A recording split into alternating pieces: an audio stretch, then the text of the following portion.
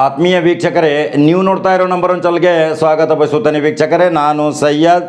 ಈಗ ಒಂದು ಬಿಸಿ ಮಹತ್ವದ ಸುದ್ದಿ ಏನೆಂದರೆ, ಜುಲೈ ತಿಂಗಳಲ್ಲಿ ಯಡಿಯೂರಪ್ಪ ಬದಲಾವಣೆ ಖಚಿತ. ಯಾಕೆಂದರೆ ರಾಜ್ಯ ಕಾರ್ಯಕಾರಿಣಿ ಮಂಡಳಿ ಸಭೆ ಬರ್ತಾ ಇದೆ. ಈಗಾಗಲೇ ಅರುಣ್ ಸಿಂಗರಿಗೆ 60ರಿಂದ 70 ಶಾಸಕರು ವಿರೋಧ ವ್ಯಕ್ತಪಡಿಸಿದ್ದು, ಅದು ಮೌಖಿಕ ಇದೆ. ಅದನ್ನು ತೆಗೆದುಕೊಂಡು ಹೋಗಿ ಹೈಕಮಾಂಡ್ಗೆ ತಿಳಿಸಿದ್ದಾರೆ. ಅರುಣ್ ಸಿಂಗ್, ಇಲ್ಲಿ ಏನು ನಡೀತಾ ಇದೆ ಕರ್ನಾಟಕ ರಾಜ್ಯದಲ್ಲಿ ಇವತ್ತು ನಿಮ್ಮ ಎಲ್ಲರ ಗಮನಕ್ಕೆ ಬರ್ತಾ ಇದೆ. ಕೊರೋನಾದಿಂದ ನಿಷ್ಕ್ರಿಯಾಗಿದ್ದು ಸರ್ಕಾರ ವಿಫಲ ಆಗಿದ್ದು, ಈಗ ಪ್ರವಾಹ ಬರುವಂಥ ಪರಿಸ್ಥಿತಿ ನಿರ್ಮಾಣ ಆಗಿದೆ. ಅದರಲ್ಲಿಯೂ ಸಹಿತ ವಿಫಲ ಆಗಿದ್ದು, ಕಳೆದ ಪ್ರವಾಹದ ಹಣವನ್ನೇ ಇನ್ನೂವರೆಗೆ ಫಲಾನುಭವಿಗಳಿಗೆ ನೀಡಿಲ್ಲ.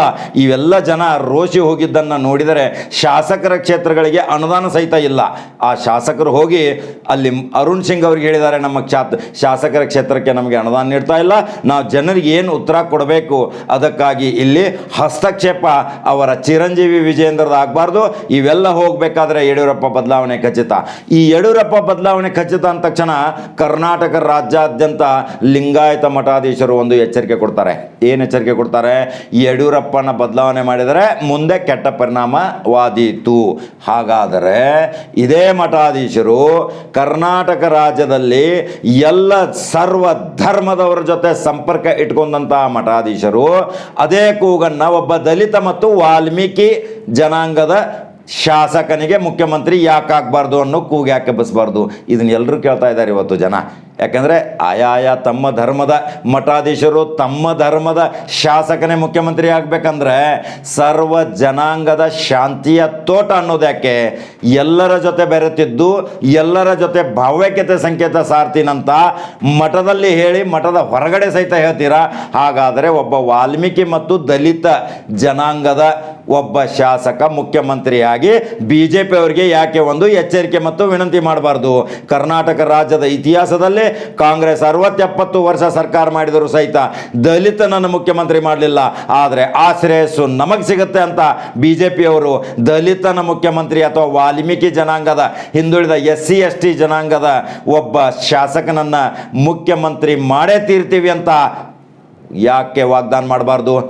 ಇದನ್ನು ಕರ್ನಾಟಕ ರಾಜ್ಯದ CT ರವಿ ಒಂದು ಮಾತು ಹೇಳ್ತಾರೆ ನಿನ್ನೆ, BJP ಅಂದರೆ ಜಾತಿ ರಹಿತ ಪಕ್ಷ, ಆದರೆ ಹಿಂದುತ್ವ ಸಿದ್ಧಾಂತದ ಪಕ್ಷ ಅಂತ ಹೇಳ್ತಾರೆ. ಇದನ್ನು ಹೇಳ್ತಾರೆ, ಅದನ್ನು ಹೇಳ್ತಾರೆ. ಹಾಗಾದರೆ ಯಾರ ಮಾತನ್ನು ನಂಬೋದು, ಯಾರ ಮಾತನ್ನು ಬಿಡೋದು? ಇವತ್ತು ರಾಜ್ಯದ ರಾಜಕೀಯ ಚಟುವಟಿಕೆಯಲ್ಲಿ ತುಂಬ ಗರಿಗೆದರಿದೆ. ಇವು ಎಂಥ ಜನ ಇವತ್ತು ತುಂಬ ಸಂತ್ರಸ್ತರಾಗಿ ಆಹಾಕಾರದ ಕೂಗು ಎಬ್ಬಿಸುವಾಗ ಈಗ ಮುಖ್ಯಮಂತ್ರಿ ಬದಲಾವಣೆ ಆಗೋದು ಖಚಿತ ಅಂತ ಕೆಲವು ಶಾಸಕರು ಈಗಾಗಲೇ ತೀರ್ಮಾನ ಮಾಡಿದ್ದಾರೆ. ಅರುಣ್ ಸಿಂಗ್ ಅವರಿಗೆ ಮೌಖಿಕವಾಗಿ ಈ ಯಡಿಯೂರಪ್ಪ ಸರ್ಕಾರ ಬದಲಾವಣೆ ಆಗಬೇಕು, ಅಲ್ಲಿ ಸರ್ಕಾರದಲ್ಲಿ ಒಬ್ಬ ಎಲ್ಲರನ್ನ ಸರಿದೂಗಿಸಿ ಹೋಗುವಂಥ ಮುಖ್ಯಮಂತ್ರಿ ಬೇಕು, ಮಗನ ಹಸ್ತಕ್ಷೇಪ ನಿಲ್ಲಬೇಕು, ಆ ಟೆಂಡರಿಂಗ್ ಗೋಲ್ಮಾಲ್ ಹಗರಣ ತನಿಖೆ ಆಗಬೇಕು. ಇವೆಲ್ಲ ವಿಚಾರಗಳನ್ನ ನೋಡಿದಾಗ ಇದೇ ಮಠಾಧೀಶರು ಕರ್ನಾಟಕ ರಾಜ್ಯಾದ್ಯಂತ ಇವತ್ತು ಯಡಿಯೂರಪ್ಪನ ಬದಲಾವಣೆ ಬೇಡ ಅಂತಾರೆ. ಯಡಿಯೂರಪ್ಪ ಈಗಾಗಲೇ 2-3 ಸಾರಿ ಮುಖ್ಯಮಂತ್ರಿ ಆಗಿದ್ದಾರಲ್ಲ, ಆಯ್ತಲ್ಲ, ಈಗ ಮತ್ತೆ ಬೇರೆ ಜನಾಂಗದವರಿಗೂ ಪ್ರಿಫರೆನ್ಸ್ ಕೊಡಬೇಕಲ್ಲ, ಪ್ರಾತಿನಿಧ್ಯತೆ ಕೊಡಬೇಕೆಂದು ಇದೇ ಮಠಾಧೀಶರು ಒಬ್ಬ ವಾಲ್ಮೀಕಿ ಮತ್ತು ದಲಿತನನ್ನು ಮುಖ್ಯಮಂತ್ರಿ ಮಾಡಿ ಅದು ಕರ್ನಾಟಕ ರಾಜ್ಯಕ್ಕೆ ಒಂದು ಹೆಸರು ಬರುತ್ತೆ, ದೇಶಕ್ಕೆ ಒಂದು ಒಳ್ಳೆಯ ಸಂದೇಶ ಹೋಗುತ್ತೆ, ಬಸವಣ್ಣನವರ ನಾಡಿನ ಕನಸು ಒಂದು ನನಸಾಗುತ್ತೆ ಅನ್ನೋದೇ ಇವತ್ತಿನ ವಿಶೇಷ ಸ್ಟೋರಿ. ವೀಕ್ಷಕರೇ, ಹಾಗಾದರೆ ಮಠಾಧೀಶರು ಈ ಎಚ್ಚರಿಕೆ ಕೊಡ್ಬೋದಾ?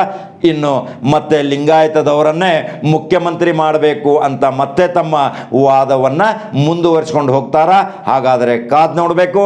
ಜುಲೈದಲ್ಲಿ ಮುಖ್ಯಮಂತ್ರಿ ಬದಲಾವಣೆ ಖಚಿತ ಅಂತ ಒಳ್ಳೆಯ ಸಂದೇಶಗಳನ್ನ ಈಗಾಗಲೇ ಹೈಕಮಾಂಡ್ಗೆ ಅರುಣ್ ಸಿಂಗ್ ಮುಖಾಂತರ ಕೆಲವು ಶಾಸಕರು ತೋರಿಸ್ಕೊಟ್ಟಿದ್ದಾರೆ. ಈಗ ಯಾವ ನಿರ್ಣಯ ಆಗುತ್ತೆ? ಜುಲೈಕ್ಕಿಂತ ಮುಂಚಿತ ಈಗ ಜೂನ್ 25-30ರವರೆಗೆ ಪ್ರತಿಯೊಂದು ಕಾರ್ಯಕಾರಿಣಿ ಸಭೆ ಕರ್ನಾಟಕ ರಾಜ್ಯದಲ್ಲಿ ನಡೀತಾ ಇದೆ. ಅದು ತುಂಬ ಯಡಿಯೂರಪ್ಪಗೆ ತಲೆನೋವಾಗಿದೆ. ಮತ್ತೆ ಅಲ್ಲಿ ಹೈಕಮಾಂಡ್ದವರು ಇಲ್ಲಿ ಬರ್ತಾರೆ, ಇಲ್ಲಿ ಮತ್ತೆ ಭಿನ್ನಮತೀಯ ಚಟುವಟಿಕೆ ಆಗುತ್ತೆ. ಮೊನ್ನೆ ಬಂದು ಅರುಣ್ ಸಿಂಗ್ ಹೋದ್ರು ಅಂತ ಸಮಾಧಾನ ಪಡುತ್ತಿರುವಾಗಲೇ ಮತ್ತೆ ಇನ್ನೊಂದು ತಲೆನೋವು. ಹಾಗಾದರೆ ಜುಲೈ 2ಕ್ಕೆ ನಂತರ ಒಂದು ಕರ್ನಾಟಕದಲ್ಲಿ ಹೊಸ ದಿಕ್ಸೂಚಿ ಆಗುತ್ತೆ, ರಾಜಕೀಯ ಧ್ರುವೀಕರಣ ಪ್ರಾರಂಭ ಆಗುತ್ತೆ. ಹಾಗಾದರೆ ಏನಾಗುತ್ತೆ ಇನ್ನು ಕಾದು ನೋಡ್ಬೇಕಷ್ಟೇ. ನೀವೆಲ್ಲರೂ ನಂಬರ್ 1 ಚಾನಲ್ ಫಾಲೋ ಮಾಡೋದನ್ನು ಮರೆಯಬೇಡಿ. ಇಂಥ ಸುದ್ದಿಗಳಿಗಾಗಿ ತಕ್ಷಣ ಸಂಪರ್ಕಿಸಿ. ಮತ್ತೆ ಮಹತ್ವದ ಸುದ್ದಿಯೊಂದಿಗೆ ಬರ್ತೀನಿ ವೀಕ್ಷಕರೇ, ನಮಸ್ಕಾರ.